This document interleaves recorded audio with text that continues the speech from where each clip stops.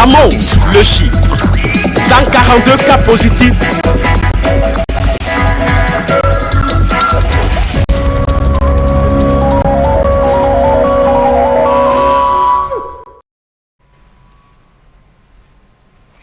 Les ravages du coronavirus au Cameroun, on en parle dans un instant. Mesdames, Messieurs, bonjour, les titres de votre 13h.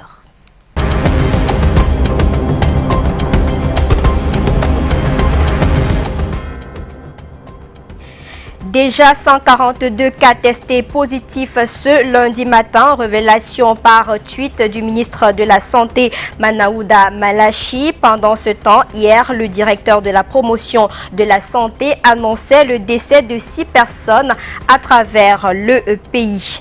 Covid-19, le gouvernement tient un état-major spécial. Il s'est réuni hier dimanche au ministère de l'administration territoriale au fin d'évaluer le niveau d'application des 13 mesures préventives énoncées par le gouvernement camerounais.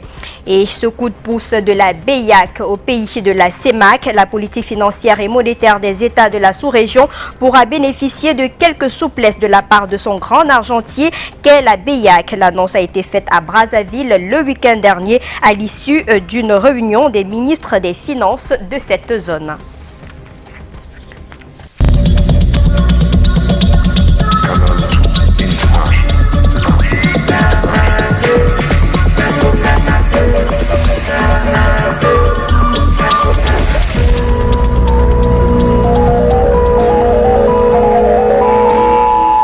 Une autre semaine démarre sur Canal 2 International. Merci de votre fidélité et on ouvre par cette information avec des images qui nous viennent de Bonanjo à Douala. De nombreux Français en visite au Cameroun et personnes en possession d'une carte de résidence en France sont mobilisés depuis ce matin à l'agence d'Air France de Douala. Ils réclament l'achat d'un billet d'avion puisque l'on annonce 2 avions 737 d'Air France de 468 places sont autorisés par l'État du Cameroun à quitter Douala et Yaoundé pour la France. C'est au total plus de 1800 personnes qui veulent quitter le Cameroun pour le pays d'Emmanuel Macron et pour l'instant, pas d'informations sur les modalités d'achat de ce billet. Pourtant, un vol est prévu demain à Yaoundé à 9 h, un autre vol à Douala à 11 h et le dernier vol prévu pour samedi prochain. On aura certainement d'autres informations dans nos prochaines éditions. Et pendant ce temps, le Cameroun poursuit la lutte contre cette pandémie du siècle, le coronavirus. À ce moment où je vous parle, 142 cas de coronavirus au Cameroun, selon le dernier tweet du ministre de la Santé Manaouda Malachi. Et hier déjà, on annonçait 6 décès au Cameroun. Arnaud Nguefak, Constant Kamga.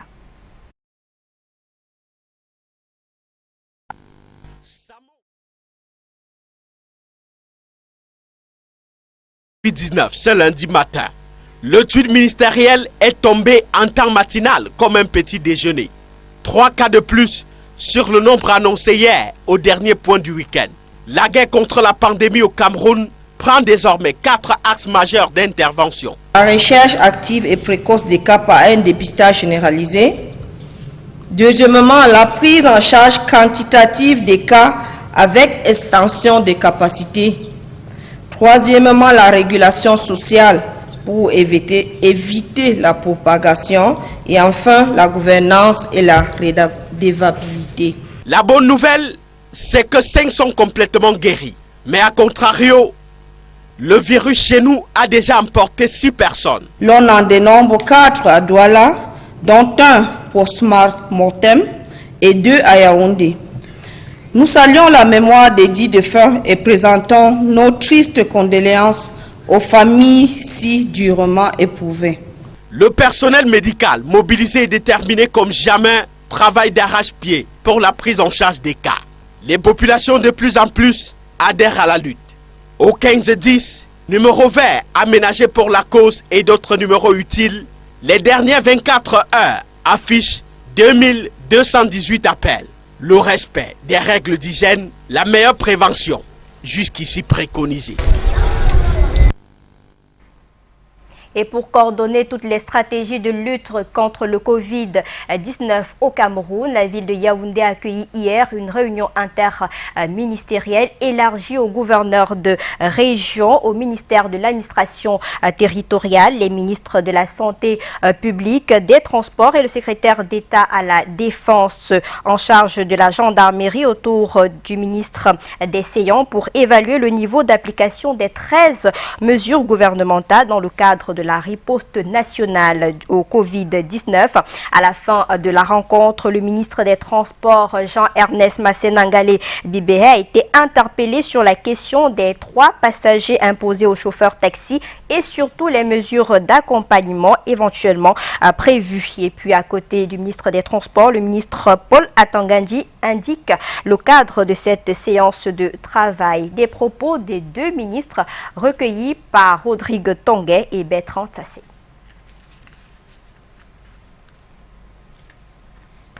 Qui demandent ces mesures d'accompagnement aujourd'hui sont toutes légitimes. Est-ce qu'elles auraient posé la même question si nous étions dans le cas où nous retrouvons 8000 morts? Je pense qu'ils n'auraient pas pensé à ça. Donc il est question aujourd'hui pour tous les Camerounais de se sentir solidaires. Il est important pour nous de montrer que nous faisons cause commune et que chacun apporte du sien. Il est question que nos concitoyens se déplacent en cas d'extrême nécessité. Maintenant, le gouvernement n'est pas sourd à ce genre de demande. En son temps, il fera savoir la décision qui sera prise. C'était juste une petite réunion de réflexion pour la mise en œuvre des mesures prises par le gouvernement, décidées par le chef d'État et rendues publiques par le premier chef du gouvernement. Donc il y a 13 points. Les gouverneurs sont là et il était question de regarder comment on va appliquer les mesures et voir si jamais il y avait des petits soucis pour faire des rapports et remonter les rapports à la très haute hiérarchie de l'État. Contre cette pandémie, une des solutions prônées par les imams du Cameroun, c'est la prière. Les imams de Yaoundé invoquent Allah pour protéger le Cameroun. Ils étaient réunis à la mosquée d'Ekoundou 1 en vue d'élever les voix vers le ciel. Delphine Fonkou-Téné et Francis Ngemnan pour le reportage. Le lavage des mains, l'exemple qui vient des imams de la mosquée de Koudou 1 à Yaoundé. Des dizaines venus dans ce lieu saint ce samedi pour sensibiliser leurs frères et sœurs de la communauté au respect de cette mesure d'hygiène anti-coronavirus. À côté de cet acte, ils ont tenu à invoquer Allah à venir en aide au Cameroun, secoué par le Covid-19.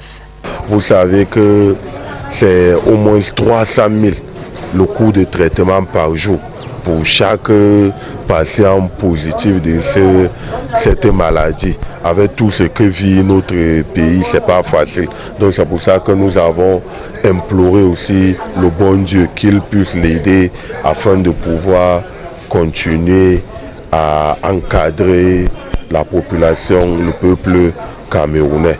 Installés chacun en respectant l'écart d'1 mètre, ces croyants lisent en intégralité le Saint-Coran, un exercice capital pour le fidèle musulman.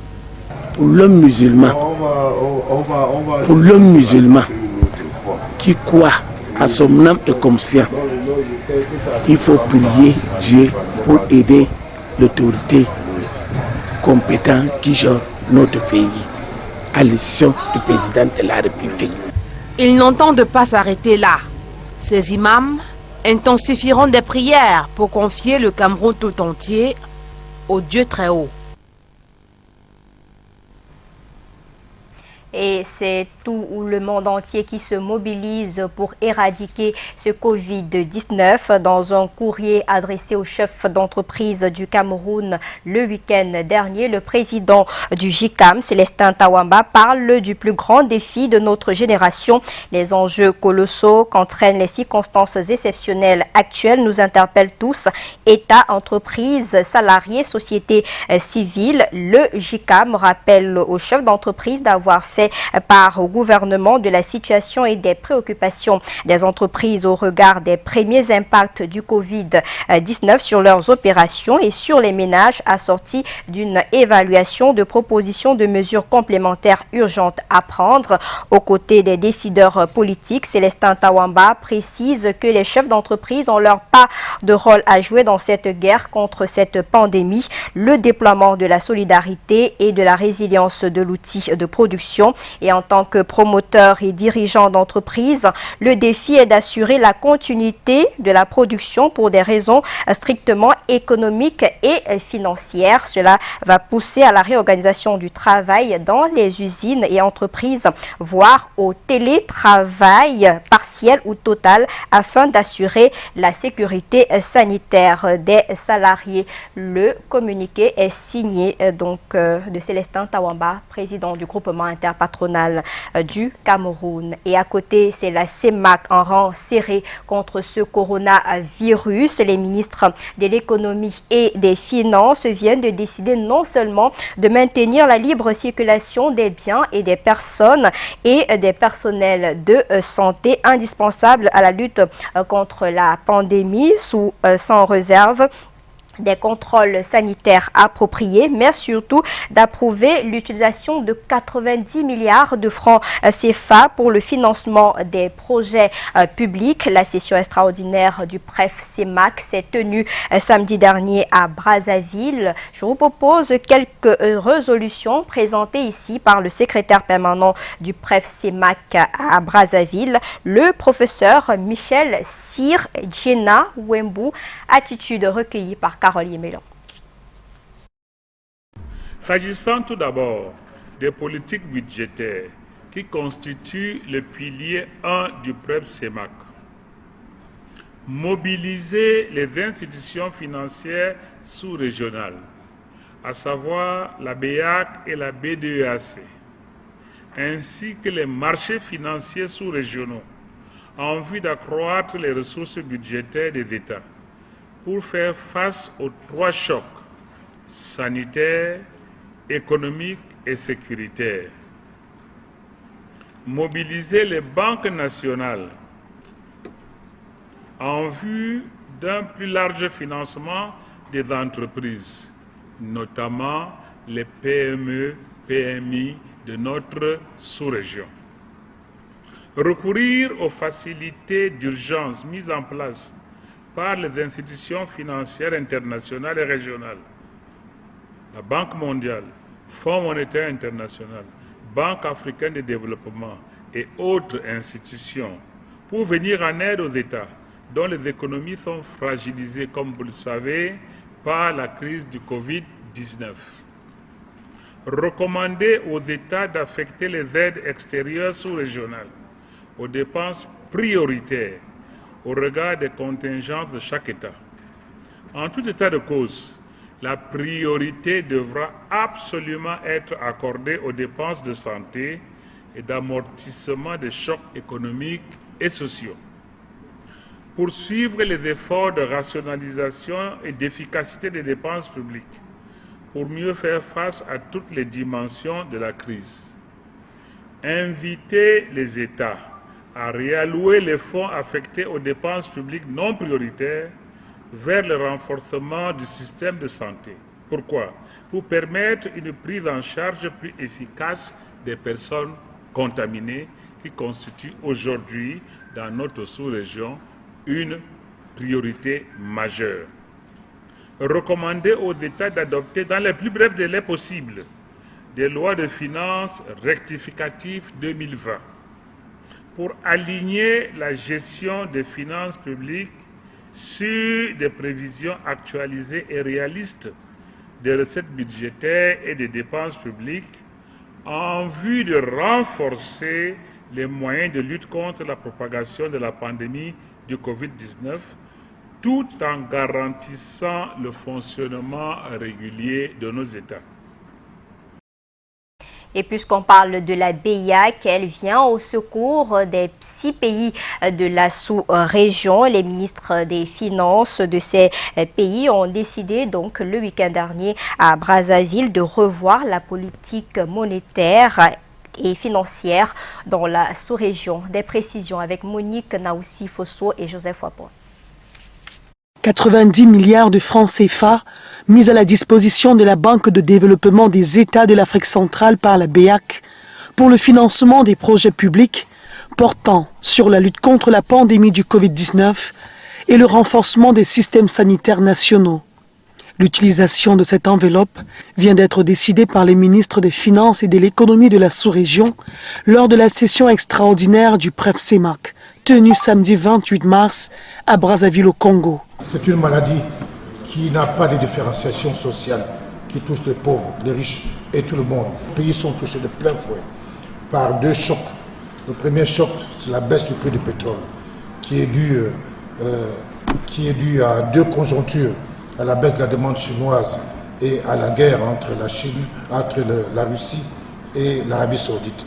Et la deuxième cause, aujourd'hui, c'est le coronavirus qui impacte durablement nos économies.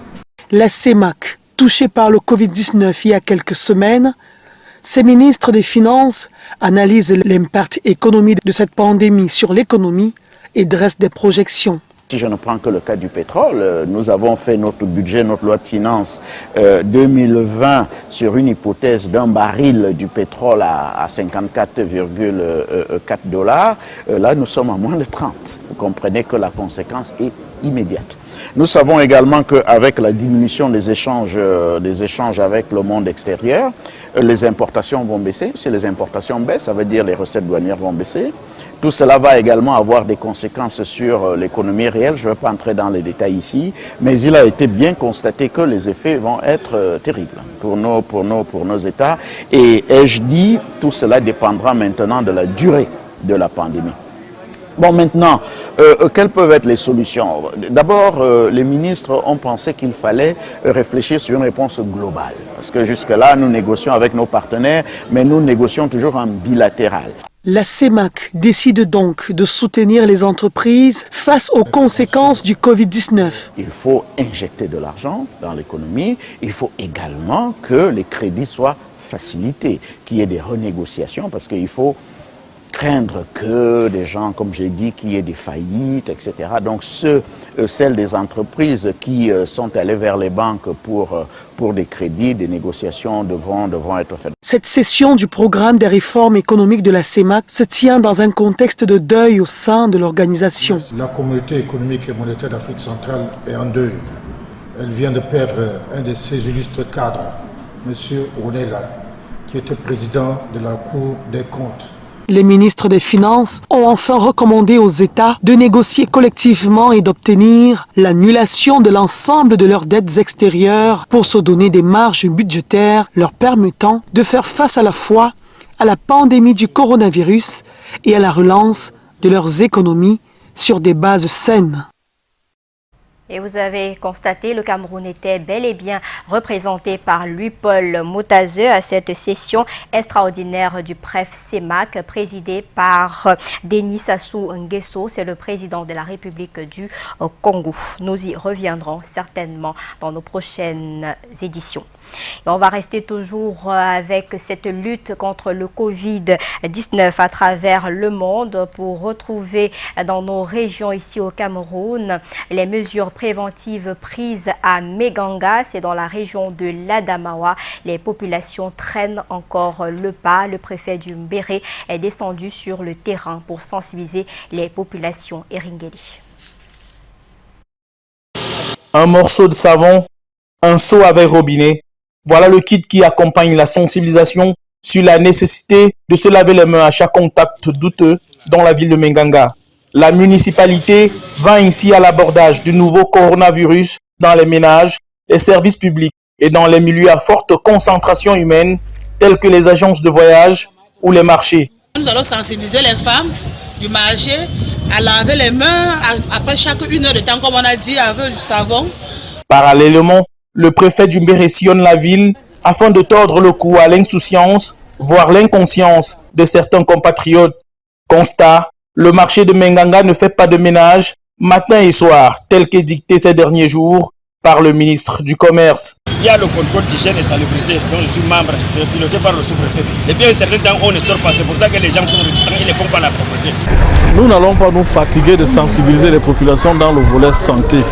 Et nous en appelons à la conscience de chacun et de tous pour éradiquer le coronavirus qui est un mal du siècle. Lieu de vente de bière locale bondé et sans respect des mesures de distanciation, enfants dans les rues à vendre des mangues, cars et bus qui surchargent toujours. Les habitants de Menganga se donnent encore des libertés face à la pandémie. Nous avons peur, mais à ce moment, nous n'avons pas de choix, puisque le confinement nous a trouvés à l'extérieur de nos domiciles. C'est plein, il n'y a pas d'autre voiture. Moi, je suis rentré maintenant, je pars en Gaï. Il n'y a pas la voiture. Donc, nous allons continuer la sensibilisation et il n'est pas exclu que nous puissions passer aussi à la répression pour ceux de nos concitoyens qui ne vont pas respecter ces mesures. Le service d'hygiène et de salubrité de la mairie a du pain sur la planche afin de changer les comportements. Et le changement de comportement fait partie des mesures prises par le gouvernement camerounais dans la lutte contre cette pandémie. Entre autres mesures, la fermeture des écoles, ce qui ramène à cette problématique la gestion des enfants en cette période de crise sanitaire au Cameroun. À Tchang, dans la région de l'Ouest, certains parents optent pour les travaux champêtres, d'autres pour le petit commerce. Le constat est fait par notre correspondant dans le département de la Menoix, Eric Matani. La période de congé donnée aux élèves et étudiants pour la prévention du Covid-19 leur a permis d'aider leurs parents dans différents secteurs d'activité. Certains optent dans les travaux champêtres, d'autres dans les travaux ménagers et les uns se livrent dans le petit commerce et autres. Maintenir les enfants à la maison nécessite aussi le rallongement sur le budget de la ration alimentaire. La période qu'on nous est donnée à la maison sur la maladie de coronavirus, on part au champ et on aide les mamans à la maison aux travaux ménagers. Pendant ce temps, je profite pour réviser mes cours et ici au marché pour aider mes parents contre les 2 semaines du virus. Bon, à cause du coronavirus, nos jeunes élèves, et puis nous n'allons plus à l'école.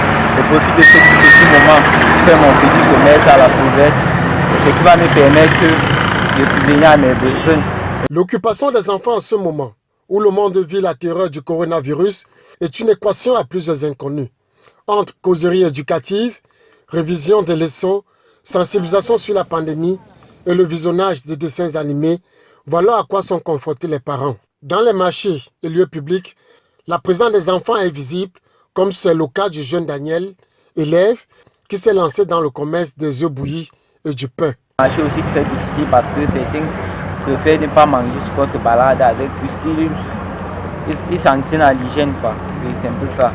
Parce qu'ils ne veulent pas manger ce avec quoi on s'est baladé. Ce qu'il faut aussi que la vie est très difficile ici. Mais malgré la pandémie, il ne parvient pas à s'en sortir parce que les potentiels clients sont réticents des règles d'hygiène. Et du 2 au 7 avril prochain, une vaste opération de recherche active de cas de coronavirus dans le cadre de la riposte contre le coronavirus est annoncée sur l'ensemble du territoire national. Un message du ministre de la Santé Manaouda Malachi qui appelle les ménages à accueillir favorablement ce personnel de santé. Et toujours dans cette actualité, dans le département du Mbam et Inubu, le préfet annonce pour tout à l'heure à 16h la fermeture des structures et marchés installés sur son territoire. Absolo Wola Monono est annoncé sur le terrain dans le département du Mbam et Inubu tout à l'heure à partir de 16h pour sensibiliser les populations. Et à côté, dans le département du Mbam et Kim, les autorités administratives ont effectué une descente inopinée dans les marchés pour contraindre les commerçants et autres à respecter les mesures d'hygiène. Aimé Catherine Moukouri et Moïse Djebi. Au marché de Mbangassina, des centaines de personnes se retrouvent quotidiennement pour la commercialisation et l'achat des denrées alimentaires. Un lieu à risquer levé de propagation de la maladie, ciblé pour la sensibilisation par les autorités. Les principales mesures tournent autour du respect de l'hygiène, de la salubrité et aussi des mesures de distanciation. C'est là les mesures fondamentales pour éviter que la chaîne de contamination s'allonge. L'accès au marché est désormais soumis à une barrière d'hygiène.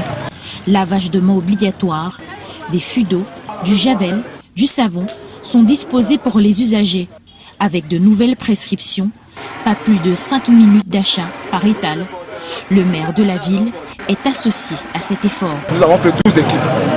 Donc aujourd'hui, nous sommes mobilisés avec tous les conseillers municipaux, le sous-préfet, le chef traditionnel, pour donc dire aux populations, parce que le magasin est le plus grand marché, pour leur dire, le coronavirus, on ne s'amuse pas avec.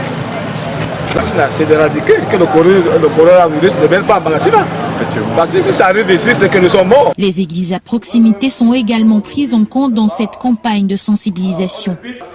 À quelques mètres de là, Daniel Dongo, infirmier, prépare son artillerie pour une descente dans le village.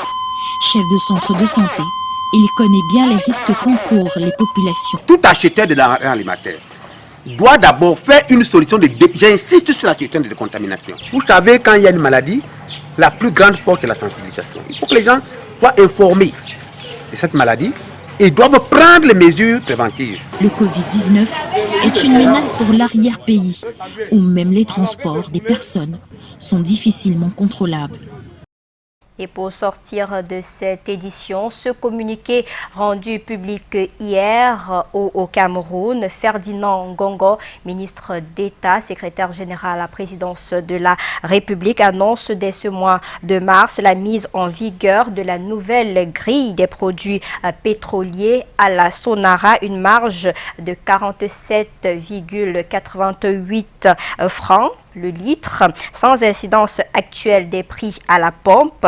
Aux importateurs, y compris la Sonara, une marge fixe de 16 francs CFA le litre destiné à couvrir leur rémunération, revalorise les droits de passage au profit de la SCDP à hauteur de 2 francs CFA le litre. L'ouverture par le gouvernement camerounais des négociations avec Afrique FC Bank au titre de la mobilisation de la tranche de 300 millions d'euros destinée à l'importation des produits pétroliers par la Sonara. Nous reviendrons certainement sur cette sortie du ministre d'État, secrétaire général à la présidence de la République, Ferdinand Ngongo. Et c'est la fin de ce journal 13h sur Canal 2 International. À l'édition, Carole Yemelon, équipe technique Colin Wonchuan, Léonard Dombou. J'aurai le plaisir d'être des vôtres demain à 13h. Passez d'excellents moments en compagnie des programmes de Canal 2 International.